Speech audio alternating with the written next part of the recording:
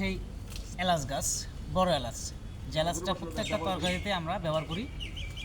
এই এলাচ গাছ দেখেন, এলাচ গাছের ফুলটা দেখেন, এটা দেখো তো, এটা দেখেন আছে এলাচ গাছের ফুল। এই দেখেন অলরেডি এলাচ ধরে ফেলছে, কত সুন্দর দেখেন, বাহ, সেই সুন্দর ফ্লেভারটা।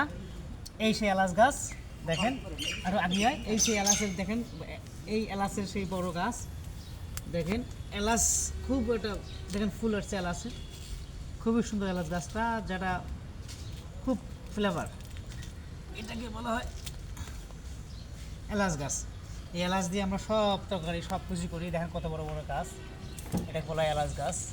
এই সেই এলাচ গাছ আমাদের খুব ভালো, এবং এখানে যে আমি বসছি এর যে ফ্লেভারটা, এই ফ্লেভারটা এত সুন্দর সেটা বলার মতো না। এই পুরো জায়গাটাই মনে হয় যে এলাচি তৈরি হয়েছে, মানে এলাচি মনে হয় কে যেন বাড়ছে এরকম লাগতেছে, এত ফ্লেভার এলাচের। এই দেখেন এলাচের গাছের ফুল অলরেডি চলে আসছে, এটা পুরোটাই এলাচ গাছ, পুরোটাই। এবং দেখেন কত সুন্দর, সব মনে হয় যে আখের মতো, তার শক্ত, এত শক্ত এগুলো গাছ, এত হার্ড, অনেক শক্ত। কিন্তু এই দেখেন আবার এই যে এলাচের অলরেডি ফুল চলে আসছে, এই যে একটা ফুল, এই যে একটা ফুল, এই যে একটা ফুল চলে আসছে। এগুলো কয়দিন পরে যখন হয়ে যাবে তখন এগুলো আস্তে আস্তে খুলে এলাচটা বের হয়ে যাবে। ধন্যবাদ, ভালো থাকবেন, ধন্যবাদ।